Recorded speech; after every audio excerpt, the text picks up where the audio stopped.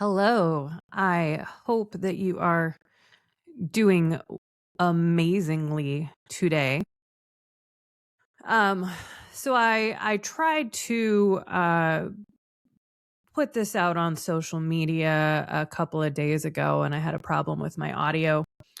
Um, so I wanted to take a few minutes and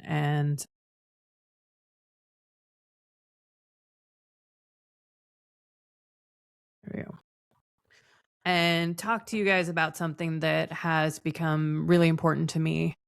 More so over the past couple of months, I have been blessed to be on this transformational journey over the past couple of months, um, including a lot of spiritual growth. I was baptized in May, so that was a huge step for me. If you know me, I was um, very much into Wicca and Wiccan and practiced a lot of things along that way. So, what I wanted to share is I have been part of a transformational leadership group, and the group that we are working with together, we get to leave a legacy. We get to make everlasting change in our world because we're standing as leaders of a transformed world. And our group decided to support the end of child exploitation and human trafficking. And I don't know if you're aware of this. Human trafficking is the second largest industry in our society. And being an educator, to think that the students in my classroom might be experiencing some sort of child exploitation or child trafficking, or that their parents have experienced it or their family members have experienced it, and it's far enough away that I could detach myself from uh how big of a cause this is and how awful these atrocities are that are happening to our kids, to people in our neighborhoods. um I know that when I was sometime out of high school, when I came back from college, I was I found out that one of my friends, I'd say friends, acquaintances from high school, had been part of that industry, that they had gotten into the sex trades and the trafficking in our local area. And it blew my mind that that had happened. So you may not even know the people that this has happened to. You may not recognize that this is occurring in our areas, that this is occurring in your own backyard.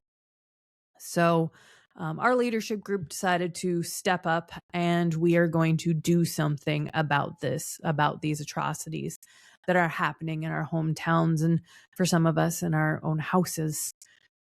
We have decided to support the Tim Tebow Foundation because they are doing a fantastic job of getting awareness out there, of sharing this information, of having the conversations on those higher levels, enacting change, uh, supporting our police departments, our law enforcement, and supporting. They're putting out information of, what do I look for? How do I know if someone, maybe if they're being trafficked, or what are the look fors? And I've posted a couple of times on the local social media that I recognize that this is happening, and I have seen that this is happening, and people have said, yeah, I see it happening at the ferries a couple of times a week, and it's, you see it happening. However, we're not always doing something about it. So I have some special news for this. I have down here at the bottom a donate here link. If you make a contribution, a financial donation to the Tim Tebow Foundation between now and August 21st, at 6 p.m. Pacific Standard Time, your donation will be 100% matched and covered. So if it takes $10 to save a child, you donate $10, you have saved 2 children. If you do $100, it's going to be matched for $200. If you put in $1,000, it's going to be matched 100%, and you will have made $2,000 of a donation to support the end of child exploitation and human trafficking. And there are some aspects of my life that I have been wrestling with, and I want to take that time right now to share why this is so important to me in a couple of different areas. So back somewhere around COVID time, I think it was before COVID, um, as a teacher, we're trained quite regularly on being careful with being on the internet, with making sure that people are safe with their usernames, passwords, and just aware of what's going on social media, on the internet. And what I recognized was that my children they had tablets at the time. This was before we took them all away. They had tablets at the time, and they would be playing Roblox, and they were having conversations with people on Roblox. And I watched as the kids, their demeanor would change, or they automatically grasped onto, hey, this person is talking to me. This person really cares about me. And I don't know who they are. I don't know if they're actually a kid my age. I don't know if they're a parent. I don't know anything about this person. And so I watched as the demeanor of my kids change, because they believed they were interacting with these kids that were their own age. And come to find out that that's not who it was. It was somebody trying to groom them, trying to have those conversations with them, or really attach on to the kid and say, hey, what can I get you to do? What can I get you to say? Can I get you to come meet me?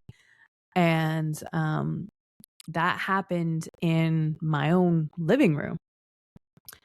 And that's when, we recognized that the social media wasn't always the best, and keeping the kids on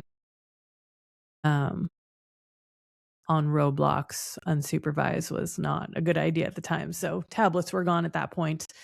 I also wanted to share a story, a recent story of one of our daughters. She decided that when she turned 18, she was going to move out, and decided to go live out on the streets. She's 18. She gets to make her own decisions. And she was out there living on the streets, and we kind of kept track of her through social media, but she didn't want to have contact with us. She wanted to do her own thing. So come to find out, 6 weeks later or so, she didn't message us yet. I got a phone call from the Seattle police at the train station saying, hey, I have your kid here. She says she's 18. She doesn't have ID. Can you verify? She's getting a ticket to Yakima. It's like, Yakima? What is she going to do in Yakima? What's in Yakima? So no, didn't say that, she's over 18. Tried to get a hold of her, and she shared that, hey, I'm going to go. There's this guy over there that I'm dating. I'm going to go meet him. I can't remember if he bought her ticket or what, but she was going to go meet this guy over in Yakima. And we told her that if you leave Washington, I doubt we will ever see you again. Because more than likely she was going to be trafficked. She was going to be exploited. She was going to be taken, and who knows what would have happened.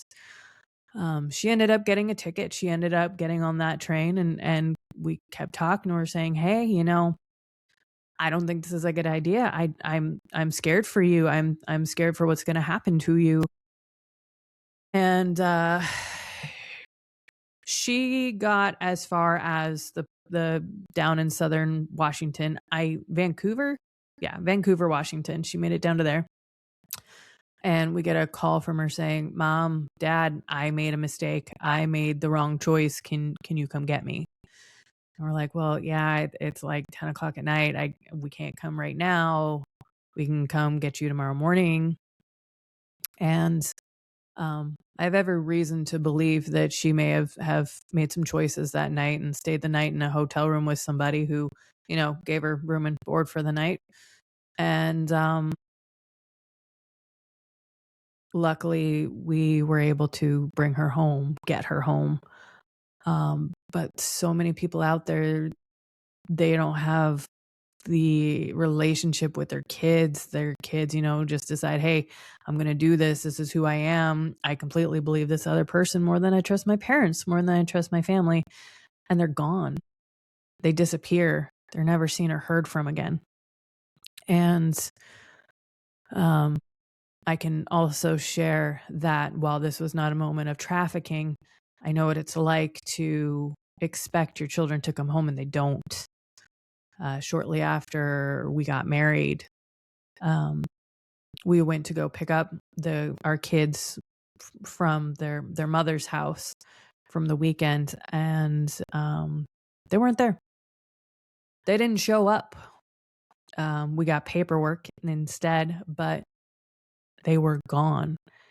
And as someone who had just married into this family, who had just accepted, I get to have these 3 more daughters, to have them ripped away, taken away, and be told that there's nothing the police can do about this. There is nothing that we will do about this. It was devastating, to say the least. And that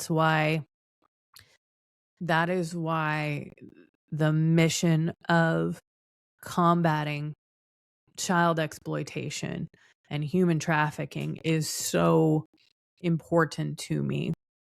And so I know there's a lot of people out there who have similar stories, and I'm blessed that I'm going to get to share those stories here on my podcast here over the next couple of weeks, because these stories, they get to be told, they get to be heard.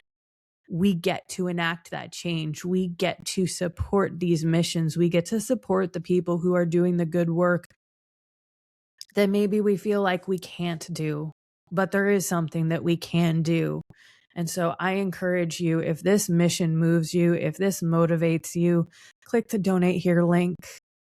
Your donation is going to be doubled. You're going to make twice as much of an impact as long as you donate before August 21st. So if you're not able to donate at this time, please share this message, share this video, share this link. Heck, reach out to me. Let's share your story. Let's put these stories out there so that we can make sure that people are aware that this is happening, what to look for, so that we can keep it from happening to our kids, our grandkids, our students, and keep it out of our towns, our cities, our backyards, and our homes.